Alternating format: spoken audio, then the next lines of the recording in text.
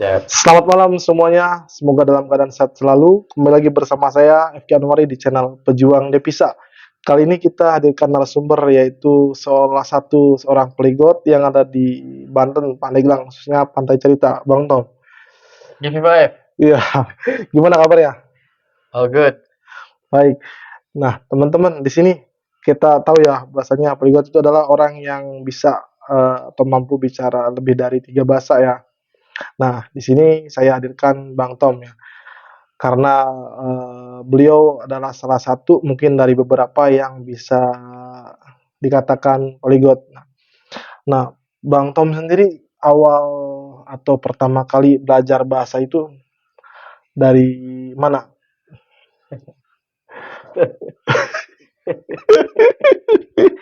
Oke, Siap. ada.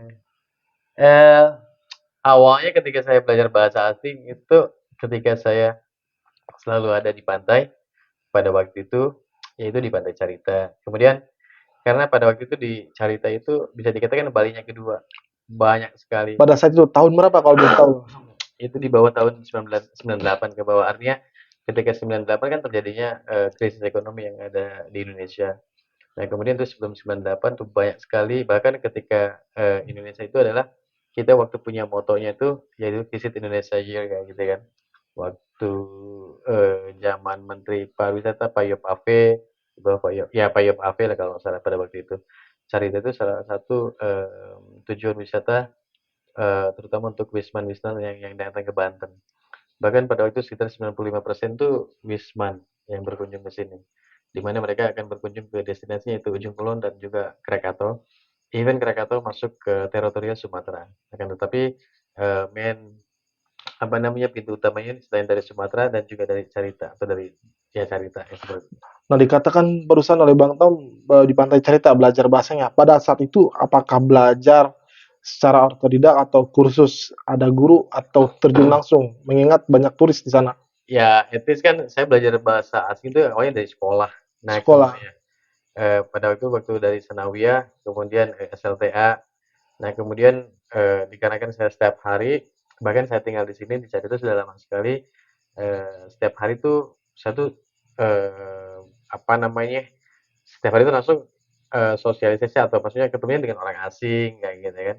Setiap hari itu harus menggunakan bahasa asing, terutama bahasa Inggris pada waktu itu kan, dengan orang-orang asing kayak gitu.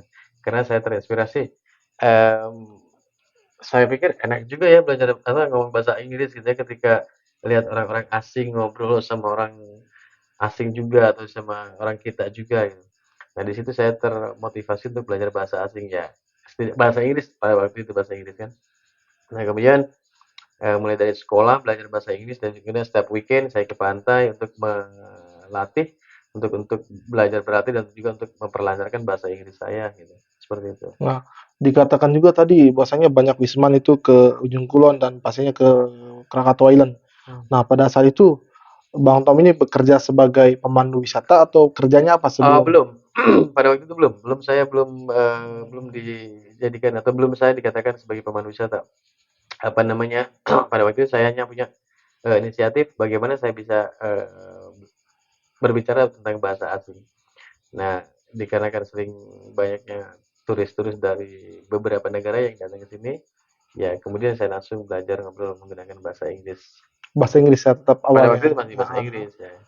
lalu Pada pada saat itu dalam status siswa atau bekerja atau seperti apa pekerjaan Waktu itu hanya hangout aja di pantai. hangout? Tapi saya jualan pada waktu itu. Jualan apa? Saya jualan apa ya? Ada film, Fuji film, Fuji Kodak. Kodak kayak Sempat gitu. jualan Iya, Kodak pada saat itu iya, ya belum ada DSLR belum iya, ada ya. betul. Ah. Saya jualan dan itu juga saya jualan rokok karena pada waktu itu saya ingin sekolah. Saya sempat jualan dan saya juga menikmati untuk belajar usaha kayak gitu kan untuk apa ya? Cari biaya sekolah kayak gitu Buat kan. dia sendiri ya bekal.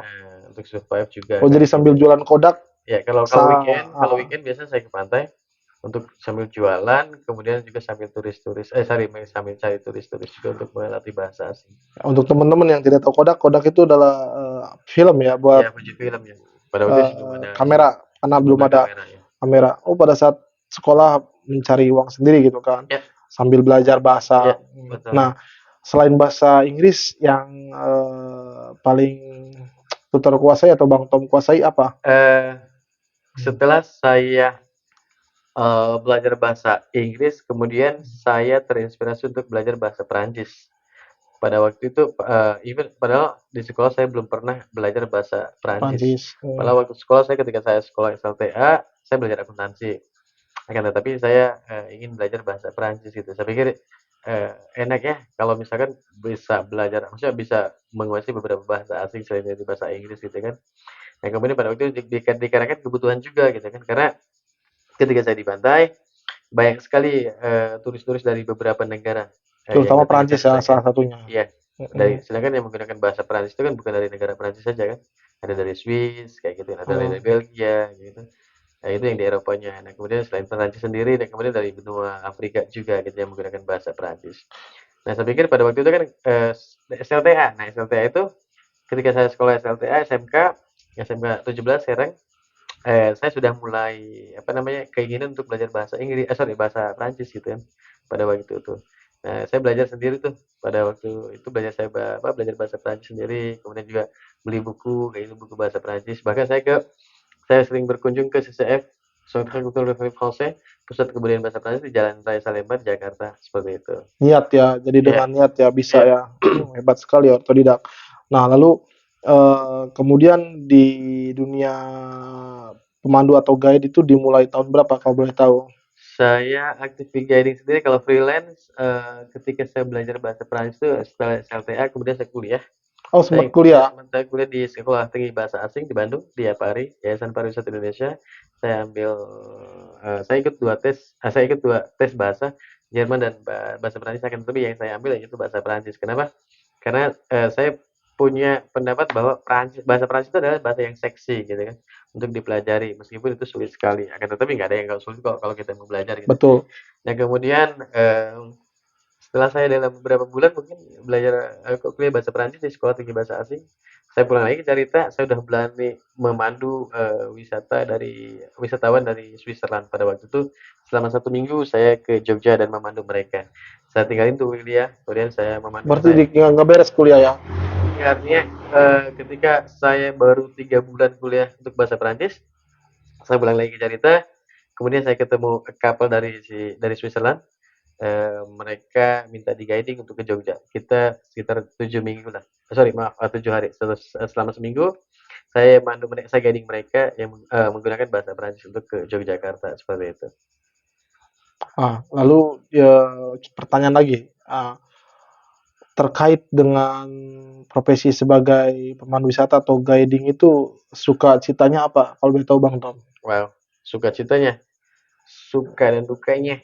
Em, Ketika kita dalam bekerja, kemudian kita ketika dalam bekerja dalam handling beberapa atau katakanlah grup ya kan, katakanlah grup dalam satu grup ini kan katakanlah 6 orang gitu kan, dan dalam 6 orang kan misalkan dari 6 negara, nah otomatis kan dari 6 negara kan mereka punya beberapa apa beda-beda karakter ya kan. Betul. Pernah saya satu hari apa namanya dalam 6 negara itu berkunjung ke Krakatau, saya memandu mereka ke Gunung Krakatau. Dia dalam 6 negara artinya mereka menggunakan 6 bahasa masing-masing kan dari 6 negara itu. Ya artinya tetap menggunakan bahasa Inggris. Terkecuali ketika saya dekat dengan yang dari Prancis, misalkan saya menggunakan bahasa Prancis. Kemudian dekat yang dari Spanyol, misalkan saya menggunakan bahasa Spanyol, Itali, Jerman, misalkan seperti itu kan. Akan tetapi ketika kita kumpul semua tuh baru memberikan interpreter dalam bahasa Inggris seperti itu. Nah sukanya ya sangat terkesannya ketika sudah belajar apa namanya kita diskusi dengan turis-turis yang dari mancanegara, kemudian juga kita sharing lah tentang pengetahuan tentang perjalanan seperti apa, kayak gitu, budaya, ya kan. Nah, dukanya itu ya ketika apa ya? Ketika itu tadi kita membedakan karakter kayak gitu kan. Mungkin kan kebetulan saya orang dari timur dan mereka orang barat. Ya, timur dan barat kita punya beda-beda karakter kayak gitu. Tapi tetap walaupun misalkan saya merasa orang dari Indonesia, akan tetapi kita juga harus terus menunjukkan apa namanya hospitality kita untuk mereka gitu kan seperti itu karena ya kita bersyukur tinggal di Indonesia dan mereka juga percaya bahwa orang Indonesia masih bisa dikatakan ramah seperti itu yang kita harus jaga. seperti itu. Nah, dan kalau boleh tahu Bang Tom, bahasa apa aja yang sekarang Bang Tom kuasai? Awalnya basic memang basically dari Inggris. Nah, kemudian dari Inggris saya lari ke Prancis. Artinya dari belajar bahasa Inggris kemudian saya tidak merasa bisa bahwa saya bisa bahasa Inggris. Yang mengatakan saya bisa itu bukan saya pribadi tapi turis-turis pada waktu itu. Ketika saya menggunakan bahasa Inggris, yang misalkan dengan native speaker kayak dari US, misalnya dari Inggris, dari Australia dan dari New Zealand atau dari Kanada, dan mereka bilang, Tom, kamu belajar bahasa Inggris di mana dan berapa lama kamu tinggal di Amerika, di Inggris atau di Australia? Wah, saya belum pernah ke manapun, saya bilang kayak gitu. Tapi bahasa Inggris kamu bagus, itu mereka yang mengatakan seperti itu. Nah, kemudian setelah dari bahasa Inggris, saya lari ke bahasa Prancis karena itu tadi dengan kebutuhan ya. Karena seorang pemandu apabila misalnya kita mau belajar untuk kompetisi, ya at least kita minimal 2 atau 3 atau 4 bahasa kayak gitu ya kan. Karena itu kan walaupun kita tahu bahwa bahasa Inggris itu bahasa internasional, akan tetapi kan yang biasa yang saya sering pandu tuh dari beberapa negara gitu. Apalagi kalau misalkan orang Prancis atau orang Spanyol ketika saya bisa bahasa mereka, mereka lebih senang kayak gitu kan, seperti itu. Nah, setelah dari bahasa Inggris saya ke Prancis, kemudian dari Prancis ke bahasa Spanyol. Karena kan walaupun ini bisa semuanya bahasa Inggris bisa kan bahasa Latin semua kayak gitu. Akan tetapi kan untuk bahasa Inggris kan basicnya gitu. Nah, kemudian dalam bahasa Inggris, sorry, bahasa Prancis dan bahasa Spanyol memang ada hampir kesamaan dalam kata kerja, misalkan kayak gitu dalam juga akan tetapi dalam perbedaannya itu dalam pengucapan kayak gitu seperti itu. Contoh misalkan apa namanya kayak misalkan kalau bahasa apa sih Prancis misalkan dormir kayak gitu kan.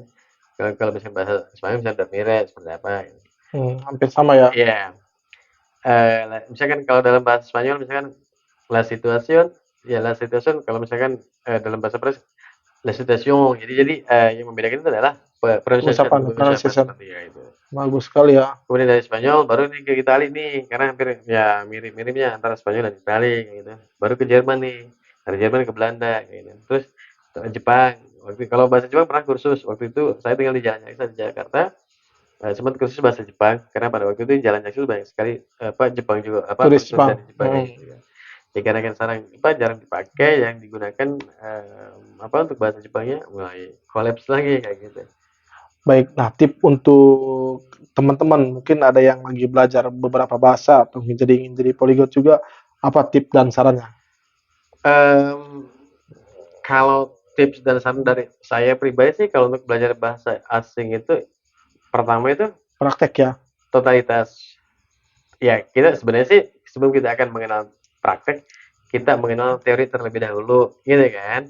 Karena dengan adanya praktek pasti pasti mengenal teori, gitu kan? Akan tetapi nanti ketika kita compare tuh antara teori dan praktek ke depannya, ketika kita sudah mengenal teori, justru yang kedepannya lebih diperbanyak praktek, kayak gitu. At least kita paham teori terlebih dahulu ya sebelum kita mengenal praktek. Kenapa? Kalau kita misalkan langsung mengenal praktek tanpa adanya teori itu nantinya kaprah kayak gitu kan. Ya artinya ya mungkin bahasa katakanlah di dalam bahasa kan ada halus dan kasar, ya kan? Ketika ini kan dalam perbedaannya kayak gitu kan. Nah, ketika misalkan kita sudah mengenal teori, saya pikir yakin kedepannya juga paham lah mana yang halus, mana yang kasar. Itu kan bahasa kan. Saya pikir itu lumrah dalam hal bahasa apapun kayak gitu. Nah, kalau untuk waktu sendiri, berapa lama kita menguasai Nah, betul. bahasa? Betul. Memang kita dalam hal apapun kita punya target. Kalau kita misalnya punya target, berarti kita punya sudah planning dong. Kita udah ada planning dong, ya kan? Konsep atau planning kayak gitu kan. Nah, kita misalkan lihat per triwulan. Per triwulan. Kalau misalkan ada progresif tuh dari per triwulan, belum ada progresif ya. Kita tambah lagi nih per semester misalkan kayak gitu. Belum ada lagi. Saya pikir dalam triwulan atau kita kembali ke diri kita juga ya. Dan juga untuk dalam kemajuan komunikasi kita kan. Kemudian setelah per triwulan per semester, dari per semester misalkan per tahun kayak gitu. Tapi kalau saya dulu karena punya target dalam 1 tahun saya harus bisa menguasai 2 bahasa. Itu target saya pada Ya, waktu itu gitu kan. Bisa, kenapa tidak kayak gitu. Bahkan pada waktu itu saya guiding, saya memandu tamu dari Madrid ya. Mereka langsung minta dari telepon saya dari Madrid pakai bahasa Spanyol. Mereka minta dipandu untuk pergi ke Taman Nasional Ujung selama 7 hari. Dan saya mandu mereka dan mereka fine-fine aja kayak gitu. Dan mereka super excited banget kayak gitu. nah bicara tentang tadi sering ke Krakatau. Nah, saya sempat lihat juga di YouTube Bang Tom. Waktu itu judulnya Kretek Krakatau. Nanti kita akan selipkan juga ya di deskripsinya. Lihat di YouTube Bang Tom pada Ya, saat itu erupsi kecil ya, dan sedang yang memandu turis juga ya. iya itu dari Belanda. Sebetulnya pada waktu itu saya sama teman saya orang saya juga saya di Gimon, yang sekarang di Gimon nikah sama orang Perancis gitu. Ya yang apa yang jadi istrinya itu kebetulan tamu saya juga kayak gitu. Nah iya ketika kita sedang melakukan pendakian naik Gunung Krakatau, tiba-tiba lihat ada letusan kayak gitu.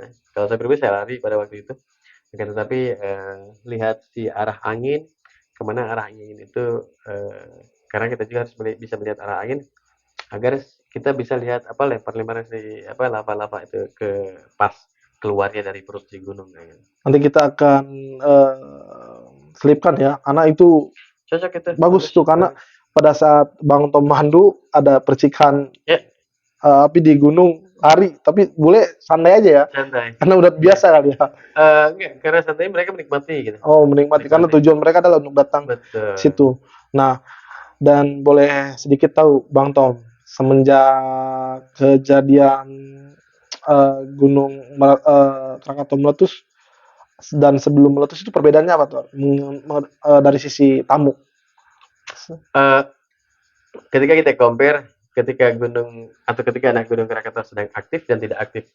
Biasanya apabila sedang aktif, mereka untuk visitor tuh lebih banyak. Banyak ya. Ya, Kalau karena boleh tahu dalam waktu sebulan berapa jumlah? eh, kalau kita compare dengan tahun sekarang dan tahun sebelumnya jauh banget ya. Kalau dulu kan banyak sekali kan, banyak sekali setiap bulan banyak sekali lah yang berkunjung ke anak Gunung Krakatau sebelum ya itu tahun dulu ya tahun berapa? Ya 10 tahun ke belakang atau 15 tahun ke belakang. Beda dengan tahun-tahun sekarang kayak gitu kan. Sekarang kalau tahun-tahun sekarang ya mungkin ini dampak dari seperti kemarin ada corona kayak gitu ya. Kayaknya lebih low aja kayak gitu. Pokoknya totalitasnya ketika kita compare daripada tahun 10 tahun yang ke belakang atau 15 tahun ke belakang super sepi sekali. Nah, bicara tentang Krakatau lagi, apakah sekarang masih aman untuk dikunjungi? Untuk para pengunjung atau visitor kita harus bisa mengintai dari jarak 5 kilometer. Itu yang disarankan dari pihak vulkanologi Jadi ya. kita tidak bisa datang ke puncaknya ya. Sebenarnya sih kalau kita mengikuti aturan dari orang-orang vulkanologi, ya kita ikutin aturan kayak gitu ya. Ya, Ketika misalkan yang orang-orang ekspornya mengatakan, oh ya untuk sekarang ketika kita berkunjung ke anak Gunung Krakatau, kita harus bisa kejauhan dari radius 5 kilometer kayak gitu. Ya kita ikuti mereka kayak pemerintah gitu ya. seperti itu ya. Himbauan Iya, dari itu pemerintah adalah setempat. himbauan. Karena itu sangat penting sekali untuk demi Ya. safety keselamatan kayak gitu. Nah, untuk teman-teman juga perlu diingat ya, profesi guiding atau pemandu wisata itu adalah ujung tombak pariwisata menurut saya. Karena kenapa? Selain mendatangkan Devisa. wisata, dia mantu devisa juga ya, Ya. pastinya. Jadi sangat profesi yang sangat bagus dan baik ya buat negara kita ini, Indonesia, terutama dari segi pariwisata ya. Nah, Bang Tom, yang seperti yang sudah bilang, Bang Tom mah poliglot ya, dan bisa bahasa Perancis dan bahasa lain. Bisa dipraktikkan bahasa Perancis, Bang Tom? Alors bonsoir, je m'appelle Tommy et je suis guide et je travaille comme un guide. J'avais un guide peut-être plus les 50, et même plus les 10 ans peut-être. J'aime bien pour devenir le guide ici parce que, je sais pas, parce que moi j'aime bien aussi les voyages, faire beaucoup de voyages ici par exemple pour visiter les volcans, pour faire du trekking. Et aussi, j'aime bien beaucoup aussi pour avoir beaucoup d'amis de l'Europe, des États-Unis, vers ça, c'est ça. Jangan lupa kasih komen dan terus dukung channel ini, Tom. Bang Tom, gimana dalam bahasa Perancis? Et n'oublie pas pour donner le support de vous, par exemple, pour cette programme. C'est ça, cette programme de Monsieur FK. Ya, itu bahasa Perancis dan terakhir. Comienza. Me llamo Tommy. Yo vivo allá ahora. Eh, no sé, porque porque mi amigo que se llama Efki, yo pienso Efki es haciendo ¿qué se va a hacer? El YouTube, Ya, como es youtuber. Entonces, eso solamente para hacer la comunicación también con sus amigos también. César. ¿Qué udah? Kedengarannya mudah tapi susah kalau diucapin ya. Tapi untuk teman-teman mungkin bagi yang menonton yang ingin belajar bahasa tetap semangat, optimis, Yo pienso en español es bisa. muy fácil, a veces es muy difícil también, porque no hay muchos de turísticos que vienen de España para venir aquí. Yo, pero yo pienso a Bali, hay muchos turistas que vienen de España también.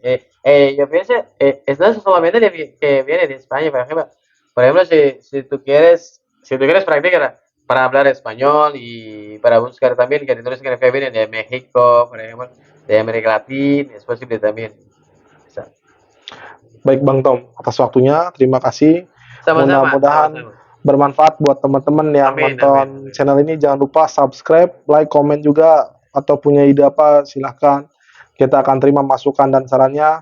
Sehat selalu untuk teman-teman. Salam sehat, pejuang Devisa.